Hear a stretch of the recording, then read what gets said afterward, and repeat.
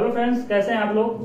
स्वागत है आप लोग का हमारे YouTube channel Gangs of Study Food. Let's some study पंथी फ्रेंड्स। इसके पहले मैं बता दूं आपको कि इसके पहले मैंने 3 क्लास लेके 3 टॉपिक मैटर और इंट्रोडक्शन ऑफ केमिस्ट्री क्लियर कर दिया फ्रेंड्स। ठीक है, आज का टॉपिक है अपना रासायनिक संयोग के नियम है। ठीक है फ्रेंड, तो वो पढ़ने से पहले कुछ आपसे हम बात करना चाहेंगे। ठीक है, सिलेबस के रिगार्डिंग।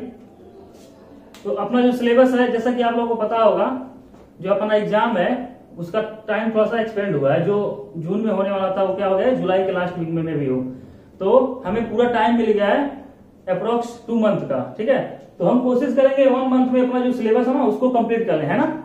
और 1 मंथ जो बच रहा है उसमें क्या करेंगे, 1000 प्लस क्वेश्चन सीरीज सॉल्व करवाएंगे आपसे फ्रेंड। ठीक है, अगर इतना क्वेश्चन आप लोग कर लेते हो तो आप लोग की तैयारी काफी हद तक बहुत अच्छी हो जाएगी। ठीक है, तो कोशिश रहेगा हमारा कि सिलेबस कंप्लीट करने के बाद, ठीक है, सिलेबस कंप्लीट करने के बाद जो टाइम मिल रहा है उसमें क्वेश्चंस और मल्टीपल टाइम रिवीजन, ठीक है, मल्टीपल टाइम रिवीजन आपको कराया जाए। ठीक है, तो इसमें आप लोगों का सपोर्ट चाहिए और बने रहे हमारे चैनल पे। और अभी तक हमारा यूट्यूब पे 3 लेक्चर पढ़ चुका है, तो आप लोग जाके यूट्यूब पे प्लेलिस्ट में फिजिक्स, केमिस्ट्री और मैथ का जो लेक्चर है सीरियल नंबर वहां से देख सकते हैं और डाउनलोड कर सकते हैं। तो स्टार्ट करते हैं आज का टॉपिक, वो है रासायनिक संयोग के नियम। आज हम रासायनिक संयोग के नियम का स्टडी करेंगे।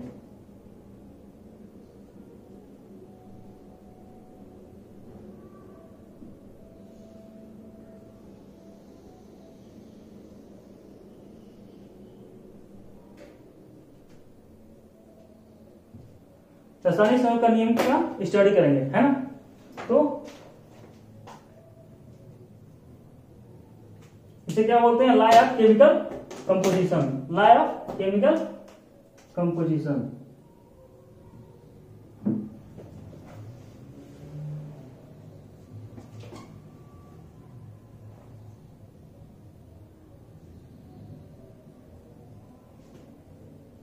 रासायनिक संयोग का नियम। ठीक है, तो आज इस टॉपिक को मैं आपको इतना अच्छे से क्लियर करवाऊंगा ना, है ना फ्रेंड्स, कि आपको आगे इसकी पढ़ने की आवश्यकता नहीं पड़ेगी। ठीक है, मैं इसको ट्रिक के थ्रू बताऊंगा आपको 5 एग्जाम्पल में। ठीक है, 5 एग्जाम्पल में आपको पूरी टॉपिक, 5 नियम जो है इसके, 5 लॉ जो है क्लियर हो जाएंगे। और उम्मीद करूंगा आपको एक बार रिविजन करने के बाद फिर दोबारा इस टॉपिक को देखना नहीं पड़ेगा, अगर आप अच्छे से पढ़ते हो आज के टॉपिक। ठीक है, नेक्स्ट टॉपिक में जो इसका न्यूमेरिकल्स है, इसमें न्यूमेरिकल्स काफी हद तक एग्जाम में पूछे जाते हैं। न्यूमेरिकल्स क्या होता है, बस देख के एक शब्द में देख के आप उत्तर उसका दे सकते हो, आंसर दे सकते हो, है ना। तो स्टार्ट करते हैं। सबसे पहले जानेंगे लॉ ऑफ केमिकल कंपोजिशन होता क्या है। ठीक है, तो लॉ ऑफ केमिकल कंपोजिशन के बारे में बात करें कि रासायनिक संयोग का नियम होता क्या है। तो कोई भी जो केमिकल रिएक्शन होती है, कोई भी रासायनिक अभिक्रिया जो होती है, वो जब होती है, जिस टाइम होती है, तो किस नियम को फॉलो करती है, किस नियम का पालन करती है, तो उसको क्या बोलेंगे, रासायनिक संयोग के नियम।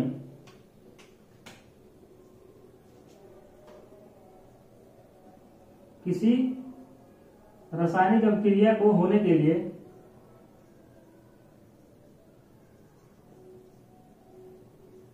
साथ साथ में आप लोग अगर नोट बना सकते हैं तो बहुत बेहतर होगा आप लोगों के लिए, कि ताकि बाद में रिवीजन करने में थोड़ी आपको सुविधा रहे। ठीक है, इसलिए मैं एक टॉपिक यहाँ पे बोर्ड पे कोशिश करता हूँ लिखने के लिए। जितना भी मैं बोलता हूँ तो कोशिश करता हूँ मैक्सिमम यहाँ पे लिख सकूं, ताकि अगेन आपको नोट्स बनाने में या वीडियो देखें तो ज्यादा समझ में आए। तो किसी रासायनिक अभिक्रिया के होने में, किसी रासायनिक अभिक्रिया के होने में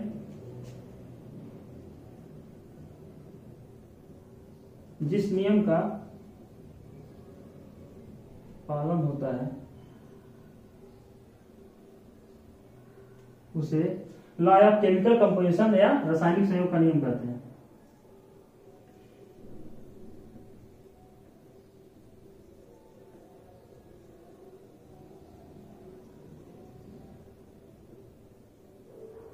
कोई भी रासायनिक अभिक्रिया होने के लिए, संपन्न होने के लिए जिस नियम का पालन करती है उसे क्या बोलते हैं? रासायनिक संयोग के नियम, लॉ ऑफ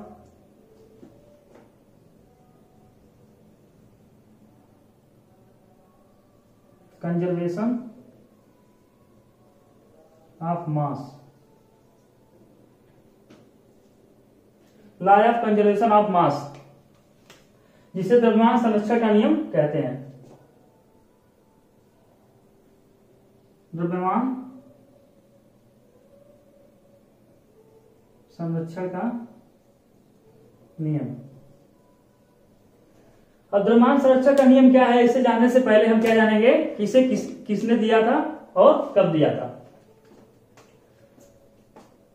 तो इस नियम को सबसे पहले 1774 में लेवोजियर द्वारा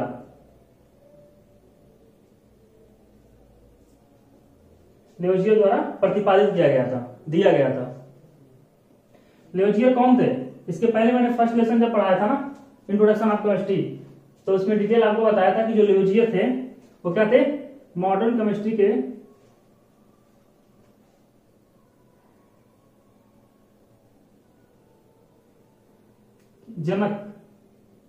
जनक थे, मतलब फादर ऑफ मॉडर्न केमिस्ट्री, आधुनिक रसायन विज्ञान के जनक थे, जिन्होंने द्रव्यमान संरक्षण का नियम को दिया था। अब इस नियम के बारे में पढ़ेंगे। इस नियम के अंतर्गत क्या आता है, क्या है ये, ठीक है। इस नियम को सबसे पहले समझाने की कोशिश करूंगा आपको एग्जाम्पल के थ्रू। किसी रासायनिक अभिक्रिया में, कोई भी केमिकल रिएक्शन होता है, किसी रासायनिक अभिक्रिया में प्रोडक्ट और जो अभिकारक होता है, जिसे क्या बोलते हैं? रिएक्टेंट, ठीक है। कोई रिएक्टेंट और जो प्रोडक्ट होता है उसका जो द्रव्यमान होता है आपस में क्या होता है? इक्वल होता है। उसको क्या बोलते हैं? Law of conservation of mass. मतलब कोई भी रिएक्शन हो रहा है, जैसे A and B gives C and D। A and B कोई अपना रिएक्टेंट है और क्या रिएक्शन करके क्या बना रहा है? प्रोडक्ट C and D दे रहा है हमें, है ना। तो इन दोनों का मास, जो रिएक्टेंट है, अभिकारक है, इनका मास और इन दोनों का मास, जो अपना प्रोडक्ट है, इनका मास क्या होता है? आपस में इक्वल होता है। जैसे अगर ये 5 ग्राम है, ये 10 ग्राम है, टोटल कितना हुआ है? 15 ग्राम। तो 15 ग्राम ये जो प्रोडक्ट है अपना 15 ग्राम बनेगा। तो इसे क्या बोलते हैं? इस नियम को law of conservation of mass, है ना। तो एक बार इसका डिफिनेशन लिख लेते हैं।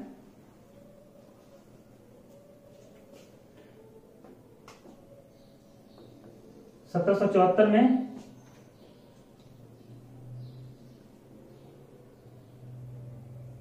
लेवोजियर ने दिया था।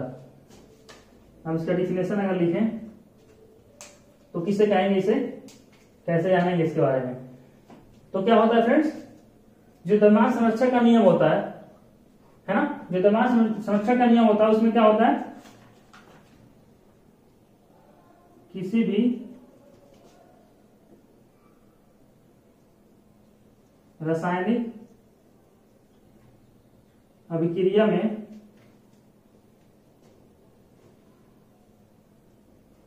भाग लेने वाले तत्वों या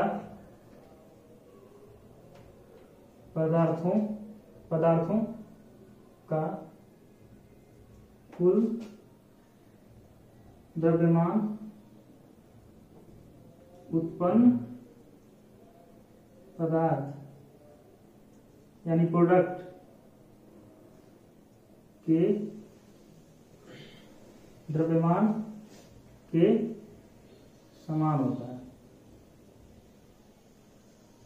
जैसा कि आपको मैंने बताया था, जब इसका इसके बारे में मैंने एक्सप्लेन किया था, रासायनिक सहयोग का नियम क्या है, किस किस नियम को फॉलो करते हैं, तो हमने इसे बताया था। किसी भी रासायनिक अभिक्रिया में भाग लेने वाले जो तत्व होते हैं या पदार्थ जैसे रिएक्टेंट बोलते हैं, उनका कुल जो द्रव्यमान होता है ना, कुल द्रव्यमान होता है प्रोडक्ट बनने के बाद, आफ्टर रिएक्शंस, जो हमें प्रोडक्ट मिलते हैं, जो प्रोड्यूस होते हैं प्रोडक्ट, उनके द्रव्यमान के मास के इक्विवेलेंट होते हैं। एग्जाम्पल के थ्रू समझते हैं। माना अभिक्रिया A and B gives C and D। माना कोई अभिक्रिया है जो A and B जो अभिकारक है, ये मिलके क्या बना रहा है, C and D product produce कर रहा है। इन्हें क्या बोलेंगे हम, अभिकारक। ये क्या होता है, अभिकारक। एंड देन प्रोडक्ट, उत्पाद। अगर आपको इंग्लिश और हिंदी में कहीं कंफ्यूजन हो रहा है तो आप कमेंट करके बता सकते हैं, उसके लिए आगे लेक्चर में हम कोशिश करेंगे सुधार करने की, है ना। और ये क्या हो गया आपका रिएक्टेंट।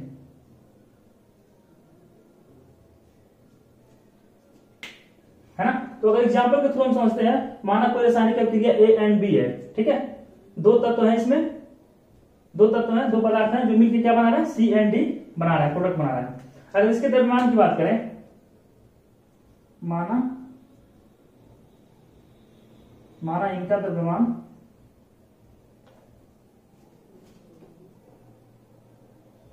A का द्रव्यमान मैंने माना WA एंड B का माना WB, है ना। A का द्रव्यमान माना मैंने WA, B का माना WB। मतलब जो रिएक्शन हो रहा है ना, जो रिएक्शन हो रहा है उसमें जो B अपना रिएक्टेंट है उसका WB ग्राम यूज किया गया है।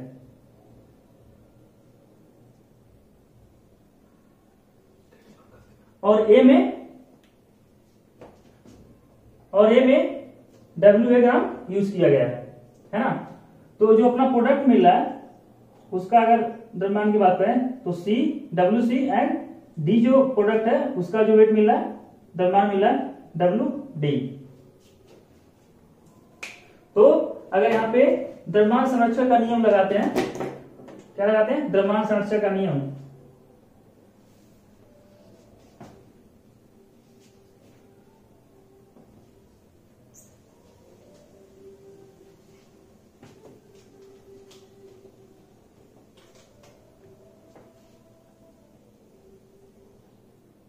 तब द्रव्यमान संरक्षण के नियम से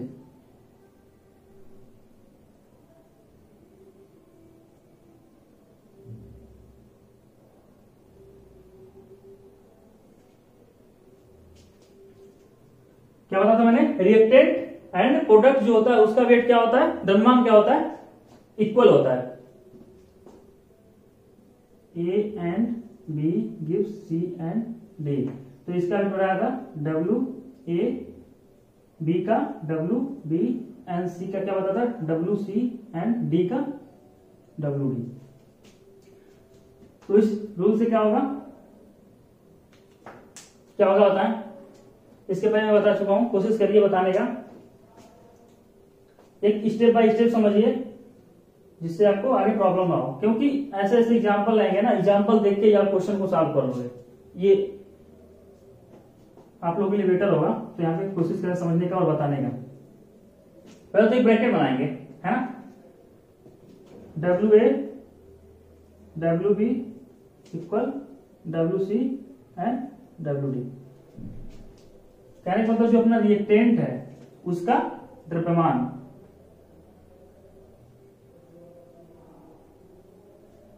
और जो प्रोडक्ट है उसका द्रव्यमान, ठीक है। रिएक्टेंट का कुल द्रव्यमान का योग sum of total mass of reactant and sum of total mass of product, है ना, क्या है, आपस में इक्वल है। तो इन्हें क्या बोलेंगे कि ये द्रव्यमान के संरक्षण के नियम को क्या कर रहा है, पालन कर रहा है या फॉलो कर रहा है ना। ये सबसे पहले लियोजियम ने 1774 में बताया था, जिन्हें आधुनिक केमिस्ट्री के जनक या फादर भी कहा जाता है। अब क्या पता चला हमें, रिएक्शन हुआ, है ना। रिएक्शन के बाद क्या है, जो प्रोडक्ट मिला उसका वेट क्या है, इसके पहले जो रिएक्टेंट हमने यूज किया था, अब क्रिया के पहले जो रिएक्टेंट था उसके वेट के या मास के इक्वल है। तो नोट में क्या लिख सकते हैं, अर्थात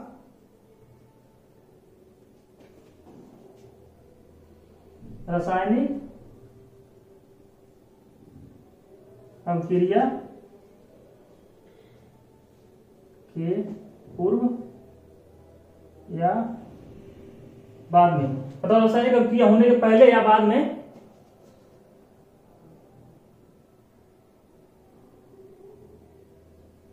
उत्पाद एवं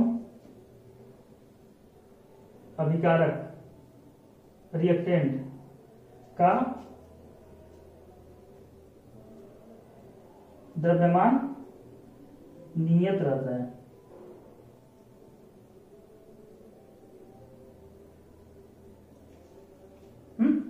रासायनिक अभिक्रिया के पूर्व या बाद में जो रिएक्टेंट और जो प्रोडक्ट होता है उसका द्रव्यमान क्या होता है, नष्ट नहीं होता है, अर्थात वो नियत होता है। ये हो गया अपना फर्स्ट लॉ, है ना।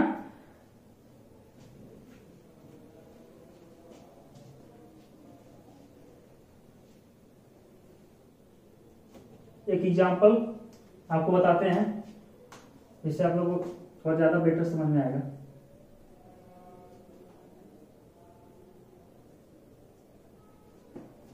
NaOH HCl gives NaCl and H2O, है ना। अगर इसके वेट को हमने क्या माना 5 ग्राम, 8 ग्राम मान लेते हैं, कुछ भी मान सकते हैं, कोई इशू नहीं है ना। और जो HCl उसमें यूज किया गया है, जो NaOH यूज किया गया उसका द्रव्यमान कितना है 8 ग्राम, हमने 8 ग्राम NaCl का यूज किया, NaOH का, और HCl का यूज किया 5 ग्राम यूज किया। तो जो आपका प्रोडक्ट बनेगा ना 13 ग्राम, है ना, 13 ग्राम बनता है। अगर इसमें किसी एक का अगर द्रव्यमान हमें दिया हो, जैसे 7 दिया हो, अगर NaCl 7 ग्राम बनता है ना, तो कैसे हम पता करेंगे H2O कितना है, H2O कैसे पता करेंगे। तो 13 से अगर हम 7 को माइनस करते हैं क्या होगा 6, ये क्या होगा अपना H2O होगा। तो ऐसे न्यूमेरिकल पूछता है फ्रेंड्स, है ना। तो ऐसे इसको सॉल्व कर सकते हैं।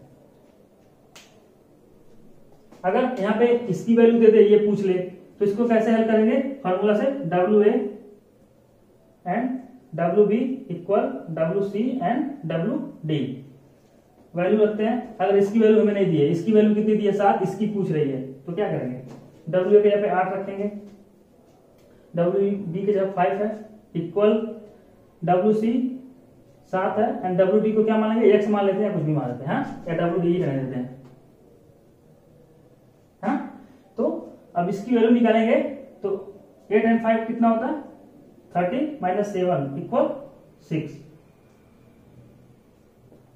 है ना। इसको बोलते हैं रासायनिक संयोग के नियम का फर्स्ट पार्ट, जो था द्रव्यमान संरक्षण का नियम। समझ में आया।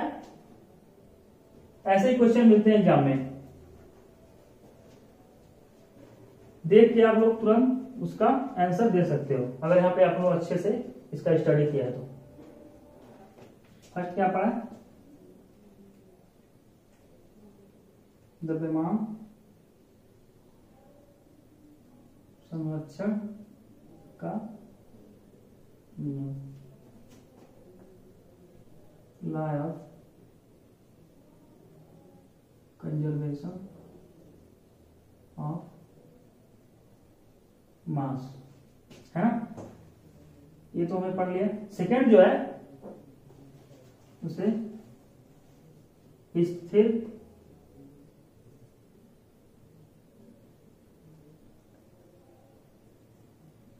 स्थिर, है ना। जो सेकेंड है अपना, सही चलो ना वीडियो, जो सेकेंड है अपना उसे स्थिर अनुपात का नियम कहते हैं, लॉ ऑफ कांस्टेंट प्रोपोर्शन।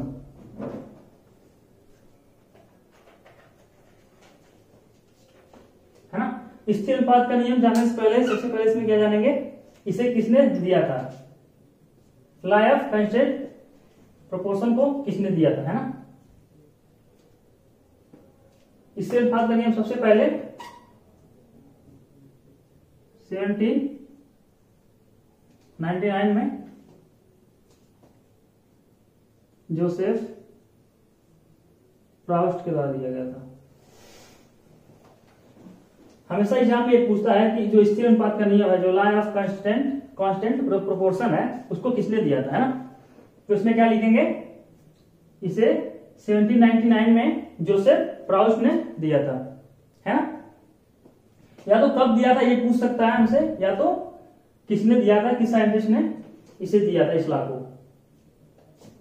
है ना, ये पूछ सकता है। अब इसकी डिफिनेशन की बात करें, क्या है इस रूल के बारे में बात करें, इस लॉ के बारे में, तो किसी रासायनिक अभिक्रिया में जो तत्व एलिमेंट जो यूज होते हैं, है ना, तो उनके द्रव्यमान के अनुपात, जो द्रव्यमान के रिस्पेक्ट में बात करें, द्रव्यमान के रिस्पेक्ट में जो एलिमेंट होते हैं उनका जो आयतन होता है, जो द्रव्यमान के रिस्पेक्ट में जो उनका अनुपात होता है ना, जो अनुपात होता है क्या होता है, हमेशा एक सरल अनुपात में होता है। जैसे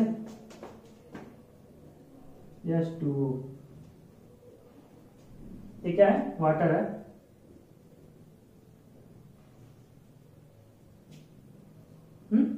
तो जो कोई भी यौगिक होता है ना, ये क्या है, अपना कंपाउंड है, यौगिक है,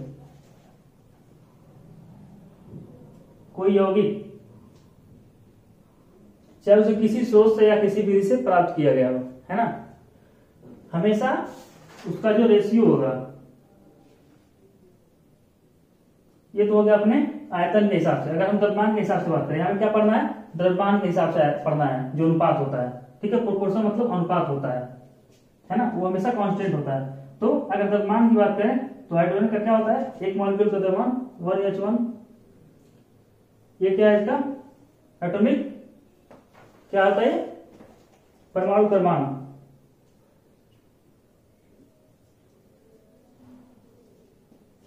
है ना, इसे बोलते हैं एटॉमिक मास। तो हाइड्रोजन का एक होता है, तो अगर हाइड्रोजन का 2 मॉलिक्यूल है तो क्या होगा, 2, है ना।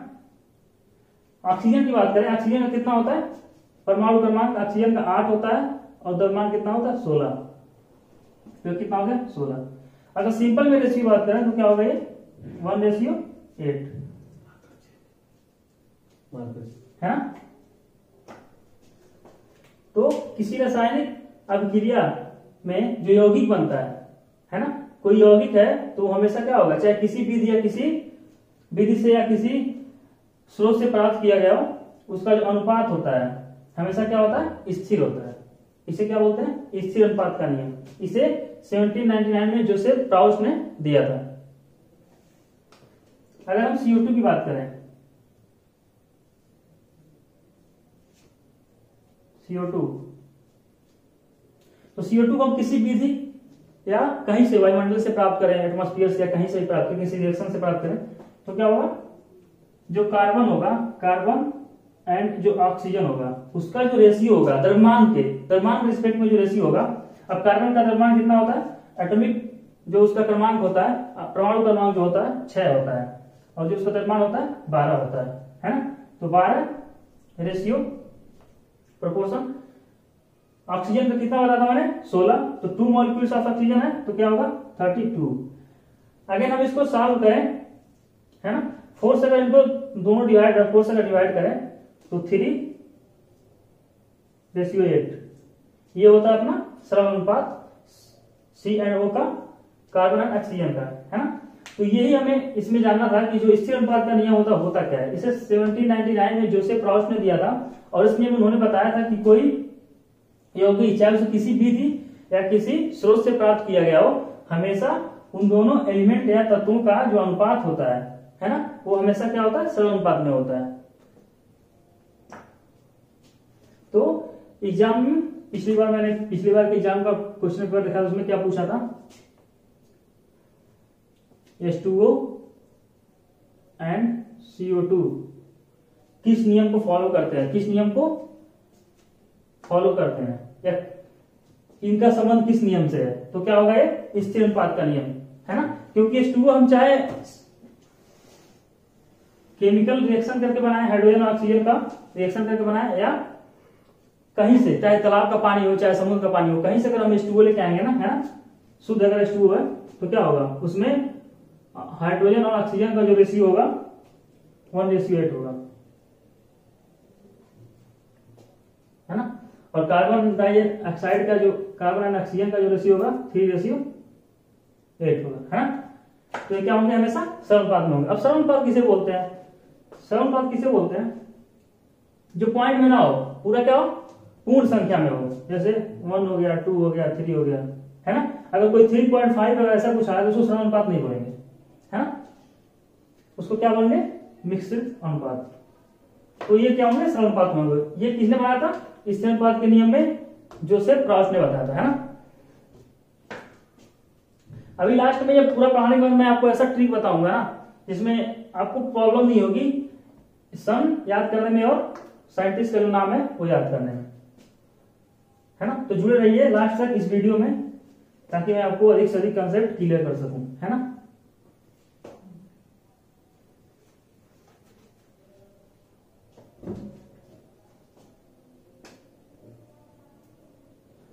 जो थर्ड लॉ होता है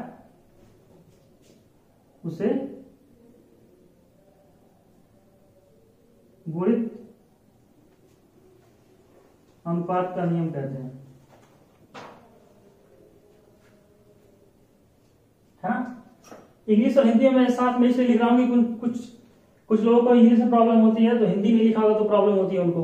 तो सबके लिए, सबको ध्यान रखते हुए इंग्लिश और हिंदी का इसमें लिखा जा रहा है ना, ताकि आपको नोट्स बनाने में दिक्कत ना हो। और इंग्लिश का कभी कभी कुछ वर्ड एग्जाम में इंग्लिश में पूछ देते हैं, है ना, तो फिर दिक्कत हो जाती है। तो आप लोगों को दोनों चीज कोशिश करें 100%, कम से कम जो इतना यहाँ पे मैं बता रहा हूं उतना कम से कम आप लोग कवर कर सको, है ना। तो गुणित अनुपात के नियम को क्या बोलते हैं, लॉ ऑफ मल्टीपल प्रोपोर्शन,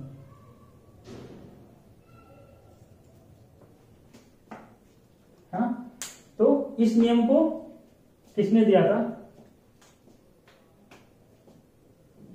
इस नियम को सबसे पहले 1883 में, ईस्वी में सबसे पहले किसने दिया था, डाल्टन ने।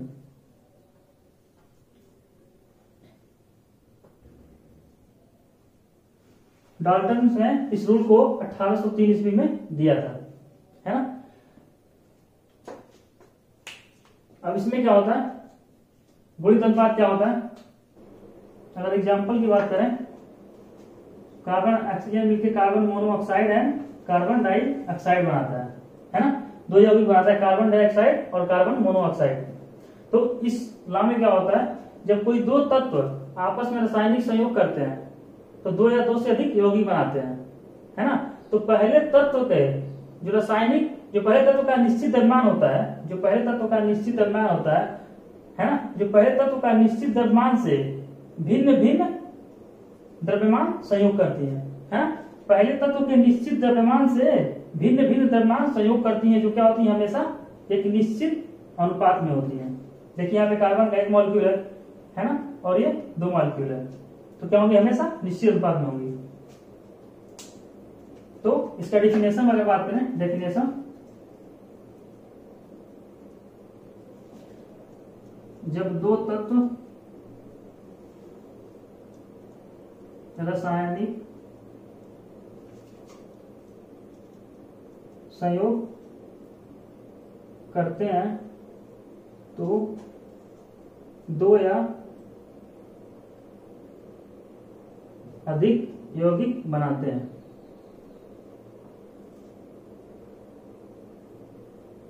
हैं। तो पहले तत्व के निश्चित द्रव्यमान से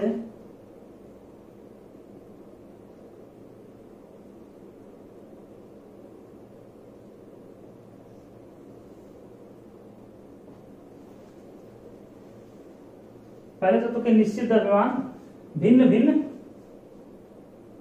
पहले तत्व का निश्चित द्रव्यमान भिन्न भिन्न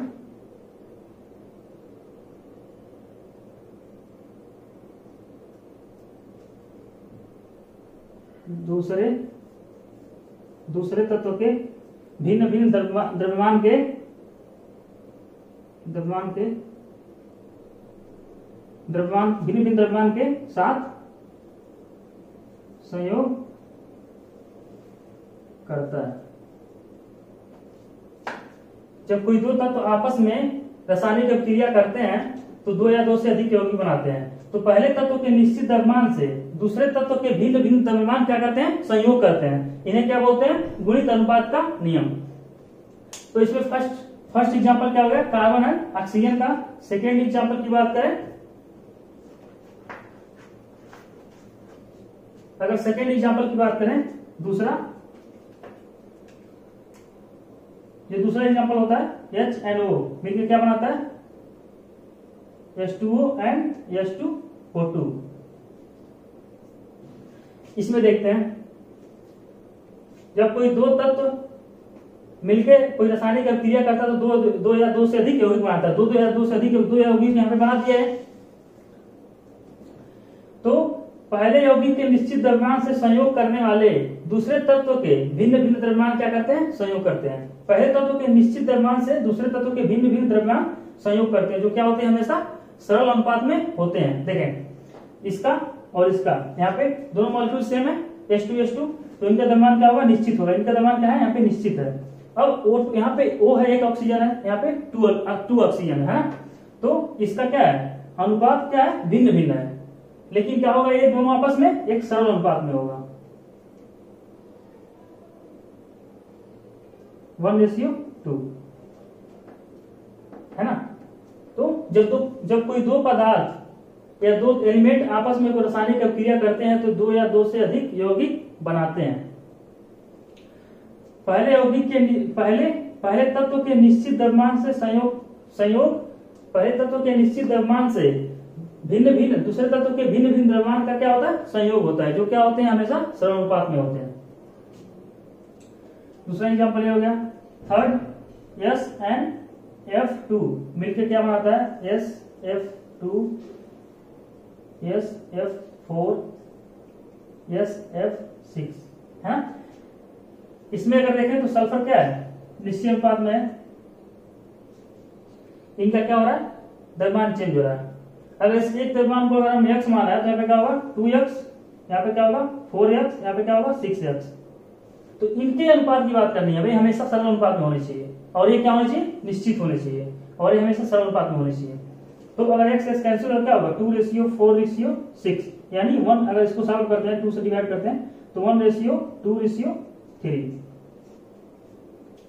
है ना? फॉलो करो ना। जब कोई दो तत्व आपस में रासायनिक अभिक्रिया करते हैं तो दो या दो से अधिक यौगिक बनाते हैं। यहाँ पे मैंने 2 यौगिक बनाया है ना? कार्बन और ऑक्सीजन से रिएक्शन का 2 यौगिक बनाया। यहाँ पे क्या बनाया? 3 यौगिक बनाया है ना? तो 2 या 2 से अधिक भी हो सकते हैं, 3 हो सकते हैं, 4 हो सकते हैं, 5 हो सकते हैं। तो जब कोई दो तत्व आपस में रिएक्शन करके 2 या 2 से अधिक यौगिक बनाता है तो पहले तत्व के निश्चित द्रव्यमान से भिन्न भिन्न दूसरे तत्व के भिन्न भिन्न द्रव्यमान का क्या होता है? संयोग होता है, जो क्या होते हैं? आपस में सरल अनुपात में होते हैं, जिन्हें क्या बोलते हैं? गुणित अनुपात का नियम। इसका एग्जाम्पल ही पूछा जाता है फ्रेंड्स, बहुत ज्यादा एग्जाम्पल दे देगा, आपको बताएगा कि किस रूल को फॉलो करता है, किस लॉ को फॉलो करता है। इसलिए मैं ज्यादा आपको एग्जाम्पल पे फोकस कर रहा हूं। अगर फोर्थ एग्जाम्पल की बात करें तो नाइट्रोजन एंड ऑक्सीजन मिलकर क्या क्या बनाता है? एक बार आप देख लो। N2O नाइट्रस ऑक्साइड, जिसे लाफिंग गैस बोलते हैं। ठीक है,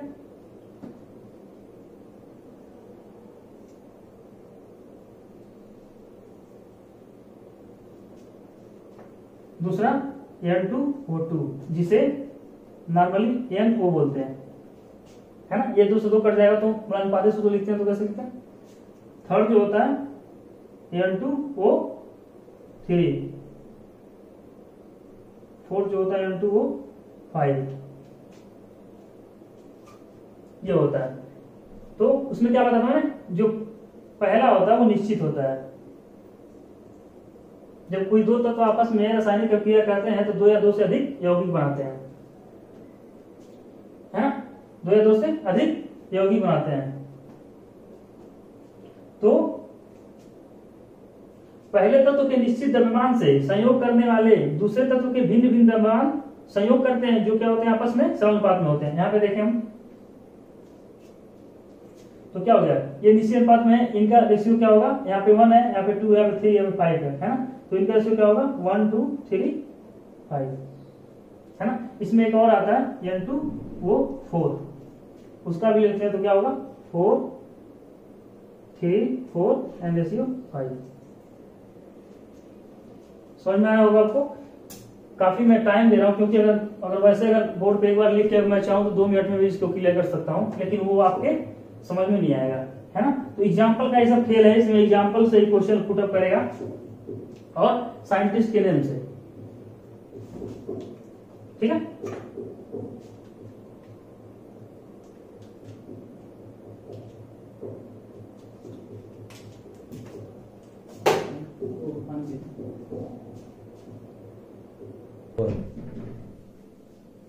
हाँ, तो जो फोर्थ ला है अपना, उसे व्युत्क्रम या तुल्य अनुपात का नियम कहते हैं।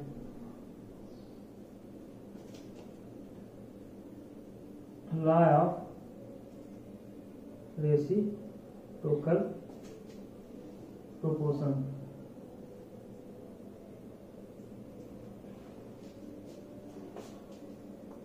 अब इस नियम को जानेंगे। सबसे पहले इसे रीचर ने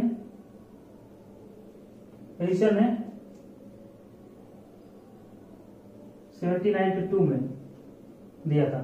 रीचर ने 1792 में इसे दिया था, तुल्य या व्युत्क्रम अनुपात के नियम को, ठीक है। ऊपर का मिटा दूं मैं,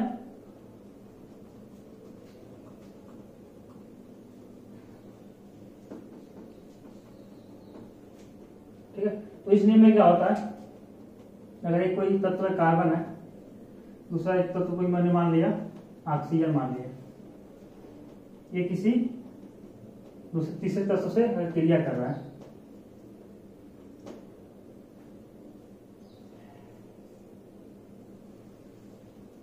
अगर इससे क्रिया करता है तो क्या बनाएगा CH4। ऑक्सीजन अगर इससे क्रिया करता है तो क्या बनाएगा H2O, है ना। तो इस रूल, ये रूल क्या कहता है, जब कोई दो तत्व आपस में रासायनिक संयोग करते हैं, जब कोई दो तत्व आपस में रासायनिक संयोग करते हैं, जब कोई दो तत्व आपस में रासायनिक संयोग करते हैं, तो इससे जो बना प्रोडक्ट होता है ना, उनका जो अनुपात होता है ना, उनका जो अनुपात होता है इन दोनों का आपस में रासायनिक संयोग करने के अनुपात के बराबर होता है ना। अगर यहाँ पे हम इसके साथ रिएक्शन कर रहा है तो इसका रेशियो एंड यहाँ पे इसका रेशियो, हाइड्रोजन ऑक्सीजन का, यहाँ पे कार्बन का, यहाँ पे ऑक्सीजन का रेशियो अगर यहाँ से निकाले हम तो क्या होगा, यहाँ से जो प्रोडक्ट बनेगा, यहाँ से क्या प्रोडक्ट बनाएगा CO2 बनाएगा कार्बन और ऑक्सीजन क्रिया करके। तो यहाँ पे जो कार्बन ऑक्सीजन का जो रेशियो होगा और यहाँ से जो कार्बन और ऑक्सीजन का रेशियो मिला, क्या होगा, हमेशा इक्वल होगा। प्रूफ करते हैं इसको, द्रव्यमान के अनुसार हमेशा प्रूफ होगा, ठीक है। जब कोई दो तत्व आपस में रासायनिक संयोग करते हैं, कोई दो तत्व आपस में रासायनिक संयोग करते हैं, है ना, तो किसी तीसरे तत्व के साथ निश्चित उसके द्रव्यमान के साथ रासायनिक संयोग करते हैं, तो उससे प्राप्त जो तत्व होता है ना, उनका अनुपात और पहले दो तत्वों का आपस में रासायनिक संयोग के बाद जो प्राप्त होता है यौगिक, उसका अनुपात आपस में क्या होता है, हमेशा इक्वल होता है। तो अगर हम यहां से द्रव्यमान की बात करें, द्रव्यमान इक्वल होता है ना, तो द्रव्यमान की बात करें, कार्बन का द्रव्यमान कितना होता है 12 रेशियो, अगर इसका करें ज्ञात करें S4 का तो क्या होता है 4। यहां पे बात करें हाइड्रोजन का 1 होता है तो 2 है तो 2 हो जाएगा। एक ऑक्सीजन का मास कितना होता है 16, तो इसको अगर सिंपल रेशियो में व्यक्त करें तो क्या होगा 1:8। इसको अगर सिंपल रेशियो में करें तो क्या होगा 1:3। ये किसका बताया मैंने, कार्बन एंड हाइड्रोजन। ये किसका है, हाइड्रोजन एंड ऑक्सीजन, है ना। तो यहां पे अगर हमें क्या लेना है, ऑक्सीजन एंड कार्बन की, तो लिख सकते हैं कार्बन ऑक्सीजन रेशियो कितना है 3 एंड 8। यही हमें प्रूव करना है कि जो अब ये तत्व किसी तीसरे तत्व के निश्चित द्रव्यमान के साथ संयोग किया तो ये बनाया और ये बनाया, है ना। तो ये दोनों जो आपस में संयोग करते हैं, जो तीसरा बनाते हैं, उनका जो अनुपात होगा, रेशियो होगा, द्रव्यमान के अनुसार जो रेशियो होगा, इस रेशियो के इक्विवेलेंट होगा। ठीक है, यहां से निकालते हैं तो कार्बन का कितना होता है 12, ऑक्सीजन का कितना होता है, एक ऑक्सीजन का 16 होता है, 8 इसका परमाणु क्रमांक होता है, 16 इसका द्रव्यमान होता है, तो क्या होगा यहाँ पे 32। इसको 4 से डिवाइड करते हैं तो क्या होगा 3:8, है ना, equal, both and both also equal, है ना। तो इस नियम के अनुसार क्या होता है, जब कोई दो तत्व आपस में रासायनिक संयोग तीसरे तत्वों के साथ तीसरे तत्वों के निश्चित द्रव्यमान के साथ रासायनिक संयोग करते हैं, जब कोई दो तत्व आपस में किसी तीसरे तत्व के निश्चित द्रव्यमान से रासायनिक संयोग करते हैं, है ना, तो इनसे जो प्राप्त यौगिक होता है उनमें पहले तत्व का जो अनुपात होता है इन दोनों पहले तत्वों से बने यौगिक के अनुपात के इक्विवेलेंट होता है, या इनका क्या होता है सरल गुणक होता है। ये होता है अपना रासायनिक संयोग के नियम का 4th लॉ, है ना। ये यहां से कंप्लीट हो गया। अगर 5th लॉ की बात करें, इसे गैलुसैक का नियम बोलते हैं। 5th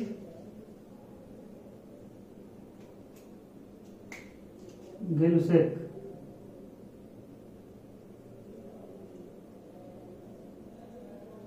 law of combining volume.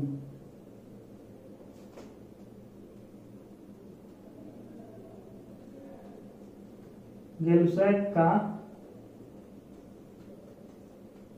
आयतन संबंधी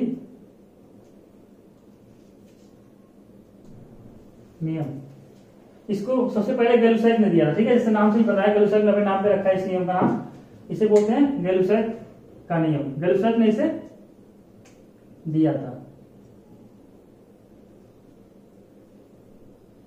ये क्या होता है, गैसों के आयतन पे, इसके पहले जो 4 नियम पढ़ा ना वो द्रव्यमान पे बेस्ड था। ठीक है, दो तत्वों के द्रव्यमान के बीच में वो रिलेशन बताता था, लेकिन ये क्या है आयतन के बीच में रिलेशन बताता है, संबंध बताता है, इसलिए क्या बोलते हैं इसको आयतन संबंधी नियम, है ना, जैसे नाम से ही पता है। एग्जाम्पल की अगर हम बात करते हैं, एग्जाम्पल की तो इसकी डिफिनेशन हम बताने की कोशिश करेंगे आपको। हाइड्रोजन एंड क्लोरीन, ये भी गैस है एंड ये भी गैस है ना, दोनों गैस। अब रिएक्शन करते तो क्या बनाते हैं HCl, क्या है गैस। ठीक है, गैसीय गैस निकालते हैं तो क्या होगा, जब कोई दो तत्व आपस में रासायनिक संयोग करते हैं, है ना, जब कोई दो गैसीय तत्व आपस में रासायनिक संयोग करते हैं तो अभिकारक और प्रोडक्ट दोनों अगर गैस होता है, इसको क्या बोलते हैं अभिकारक, इसे क्या बोलते हैं प्रोडक्ट। अभिकारक और प्रोडक्ट दोनों गैस होता है ना, तो इनका क्या होता है आयतन क्या होता है निश्चित होता है ना, इनका आयतन आपस में निश्चित है, जिसे क्या कहते हैं आयतन संबंधी नियम कहते हैं। इनके आयतन में क्या होता है सिंपल अनुपात होता है, समान रेशियो होता है। जैसे इसका यहाँ पे कितना है, आयतन की बात करें, ये तो मास की बात करते हैं तो 2 हो जाता है, लेकिन आयतन की बात कर रहा ना आयतन की बात कर रहा है। एक मॉलिक्यूल है हाइड्रोजन की, तो एक, ठीक है, यहाँ पे क्लोरीन का एक मॉलिक्यूल मैंने यूज किया, अगर यहाँ पे दो रहता तो यहाँ पे दो होता, ठीक है, तो एक है ना। यहाँ पे क्या है, HCl का 2 मॉलिक्यूल है, तो क्या है 1:1:2, है ना, यहाँ दिख रहा होगा 1:1:2। ये क्या है, एक सिंपल अनुपात में है। जब कोई दो तत्व आपस में क्रिया करते हैं, ठीक है, दोनों गैसीय होने चाहिए, प्रोडक्ट और अभिकारक दोनों गैसीय होने चाहिए, ठीक है, क्योंकि गैस के लिए ही है गैल्यूसाइड का आयतन संबंध नियम, है ना। तो इनका जो आयतन होता है दोनों क्या होता है, समान अनुपात में होता है। जब कोई दो तत्व आपस में रिएक्शन करते हैं और उत्पाद और अभिकारक दोनों क्या होते हैं, गैसीय अवस्था में होते हैं, तो इनका जो आयतन होता है एक सरल अनुपात में होता है ना। इसलिए वो क्या करते हैं, गैल्यूसाइड का नियम करते हैं। अगर सेकेंड एग्जाम्पल की बात करें, जो अपना सेकेंड एग्जाम्पल है, अगर LH3 बनता है कैसे, N2H2, है ना, 2LH3 बनता है 3 into 2 6, ठीक है। तो यहां पे अगर देखें तो इसका कितनी वॉल्यूम है, आयतन, नाइट्रोजन का 1, हाइड्रोजन कितना है 3, इसका कितना है 2। तो यहाँ पे क्या, कौन सा रेशियो मिलेगा, 1:3:2। ये क्या है, एक सिंपल रेशियो में है। इसे क्या बोलते हैं, गैल्यूसाइड का नियम। तो आज का लेक्चर यहीं समाप्त करते हैं फ्रेंड्स। कल के जो लेक्चर में होगा ना, उसमें हम इससे रिलेटेड जो भी न्यूमेरिकल्स हैं आपको बताने की कोशिश करेंगे, और इसका जो ट्रिक है वो भी मैं बताऊंगा कि कैसे आप इस नियम को याद रखोगे, किसने इसको दिया था, किस साइंटिस्ट ने दिया था, कब दिया था, उसका मैं जनरल सा ट्रिक आप लोग के बीच में लेकर आऊंगा, है ना। कल इस पे कम से कम 10-15 क्वेश्चन करेंगे, जिससे आपका कंसेप्ट अच्छे से क्लियर हो सके, और वो क्वेश्चन करेंगे जो 2010 के बाद सभी एग्जामों में पूछे गए, है ना। वो क्वेश्चन लेके आऊंगा आप लोगों के बीच, और अच्छे से कल पढ़ाई करेंगे, ठीक है। तो ध्यान रखिए, घर में रहिए और सेफ रहिए, है ना, और अपना ख्याल रखिए, और अपने आसपास सफाई रखिए, ठीक है। चलते हैं, बाय बाय।